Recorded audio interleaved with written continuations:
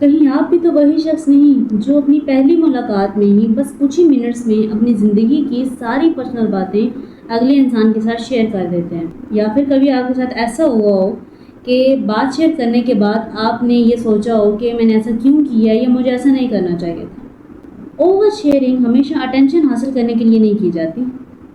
इसके पीछे बहुत सारे इमोशनल रीज़न मौजूद होते हैं कि लोग ओवर शेयरिंग करते क्यों हैं।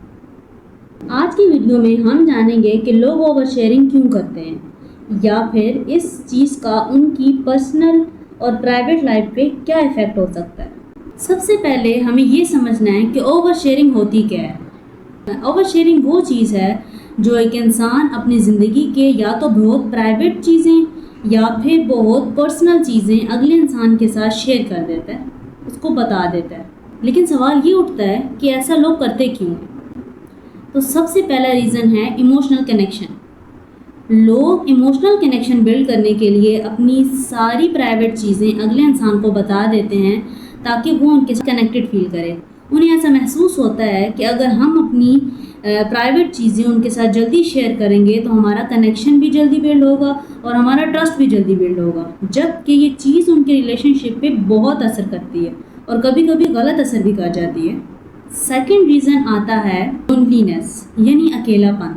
कुछ लोग जो अपनी रोज़मर्रा ज़िंदगी में अकेलापन बर्दाश्त करते हैं तो वो किसी भी शख्स के अवेलेबल होने पर उसको अपनी सारी प्राइवेट बातें बता देते हैं।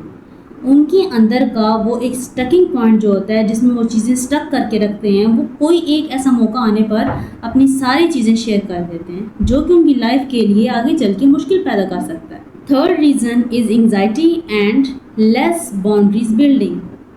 एंग्जाइटी भी कभी कभी आपको ओवर शेयरिंग करने पर मजबूर कर देती है। स्ट्रेस और एंग्जाइटी की सिचुएशन में कुछ इंसान या तो बिल्कुल खामोश हो जाते हैं या फिर वो ओवर शेयर करना शुरू कर देते हैं।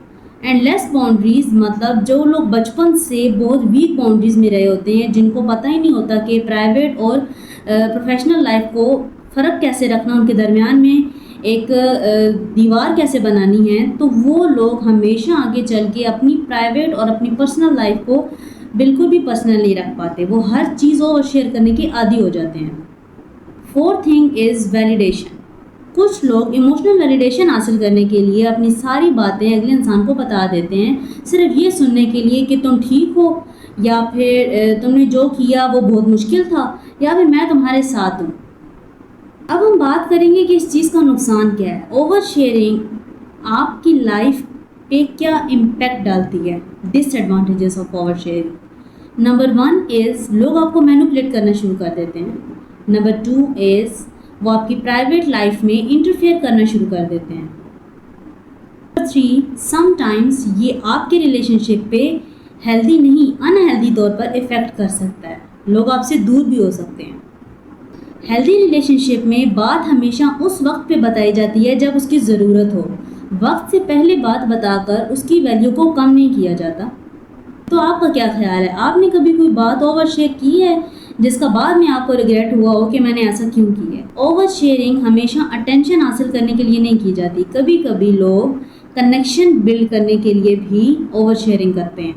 तो याद रखें कि हर शख्स आपके तजुर्बात, आपकी प्राइवेट लाइफ तक रसाई हासिल करने के काबिल नहीं होता। आपकी ज़िंदगी का कोई भी ऐसा चैप्टर ज़रूरी नहीं है कि आप किसी के साथ शेयर करेंगे तो ही वो आपके साथ कनेक्टेड फील करेगा, क्योंकि सही लोग वक्त आने पर आपका ट्रस्ट अर्न कर ही लेते हैं, फिर चाहे आप उनके साथ शेयर करें या फिर ना करें।